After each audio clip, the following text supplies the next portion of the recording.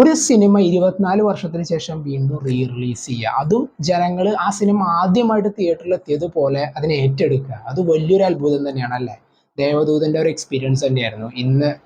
തൃശ്ശൂർ രാഗത്ത് നിന്ന് പടം കാണാൻ പറ്റി.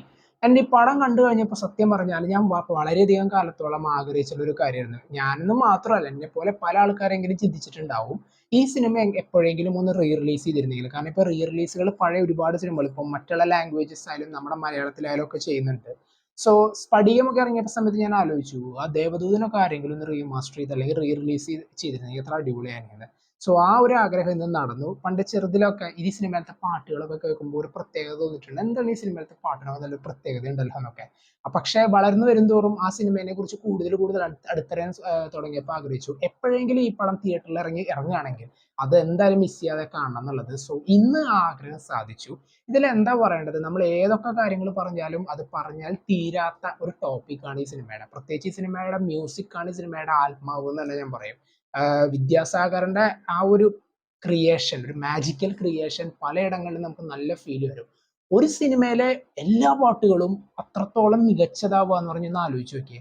സാധാരണ ചില സിനിമകളിൽ ഒരു പാട്ടോ രണ്ട് പാട്ടോ ഒക്കെ അടിപൊളിയായിരിക്കും. അത് ഉള്ളതൊരു 4 പാട്ടാണെങ്കിൽ ചിലപ്പോൾ ഒരു 1 2 പാട്ടുകൾ അടിപൊളിയായിരിക്കും. ബാക്കി 2 പാട്ടും ഉള്ളതില്ലാത്ത കണക്കാണെന്ന് നമുക്കൊന്ന് തോന്നും.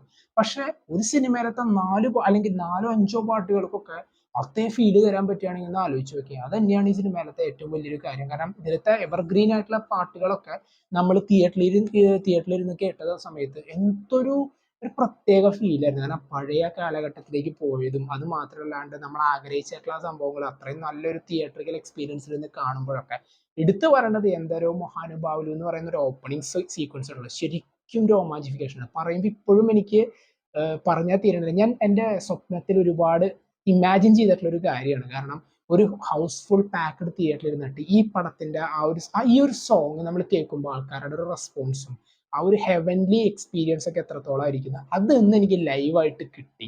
പിന്നെ പറയേണ്ടത് ഇതിലത്തെ ആ ഒരു സ്ക്രിപ്റ്റ് ആയാലും അത് മാത്രമല്ലാണ്ട് വിശാൽ കൃഷ്ണമൂർത്തി എന്ന് പറഞ്ഞ മോഹൻലാൽ എന്ന് പറയുന്ന അദ്ദേഹത്തിന്റെ ആ ഒരു ക്യാരക്ടർ ഫസ്റ്റത്തെ കുറച്ച് അവസാനത്തെ ആ ഒരു സീനിലും അതുപോലെ ഫസ്റ്റത്തെ ഒരു 5-10 മിനിറ്റിലാണ് ആ ഒരു അവാർഡ് കിട്ടിയതിന് ശേഷം കൊടുക്കുന്ന ചില ഇന്റർവ്യൂസും അല്ലെങ്കിൽ ആ സീക്വൻസും ഉള്ളത്. കാരണം ഈ ലോകത്തിലുള്ള എന്തോ വലിയൊരു സത്യം മനസ്സിലാക്കിയതിന് ശേഷം ഒരു ഫിലോസഫറിനെ പോലെയുള്ള ഒരു സംസാരമാണ് വിശാൽ കൃഷ്ണമൂർത്തിക്ക് ആ ഒരു സീനിലൊക്കെ ഉള്ളത്.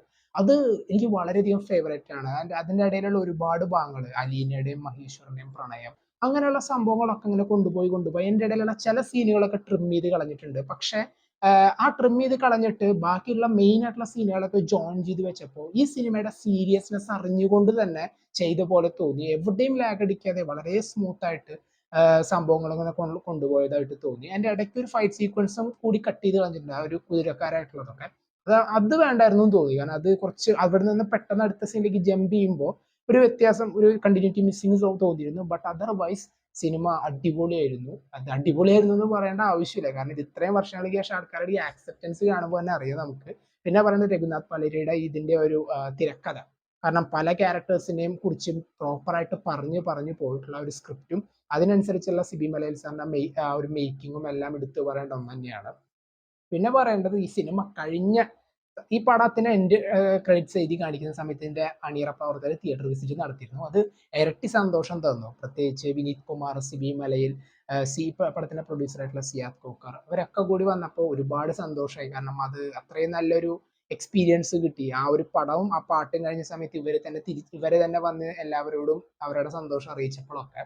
ആൻഡ് ഇതിന്റെ ഇടയിൽ ഇന്റർവെൽ സമയത്ത് മണിച്ചിത്രതാഴിന്റെ 4K വേർഷന്റെ ടീസർ കാണിച്ചിരുന്നു. അതും ഔട്ട്സ്റ്റാൻഡിങ്. കാരണം തിയേറ്റർ അമ്മാതിരി റെസ്പോൺസ് തന്നെയായിരുന്നു. അതും റിലീസായി ഞാൻ എന്തായാലും പോയി കാണും. കാരണം അതൊക്കെ കാണേണ്ട, വീണ്ടും തിയേറ്ററിൽ റിലീസ് ആവുകയാണെങ്കിൽ എന്തായാലും കാണേണ്ട മസ്റ്റ് വാച്ച് ആയിട്ടുള്ള ക്ലാസിക്കുകളാണ്. And this one heavenly classic for me. എന്തൊക്കെയായിരുന്നു നിങ്ങളുടെ തിയേറ്റർ എക്സ്പീരിയൻസിൽ ഈ പടത്തിന്റെ റിലീസിന് ശേഷം? കമന്റ് ബോക്സിൽ നോട്ട് ചെയ്യാം.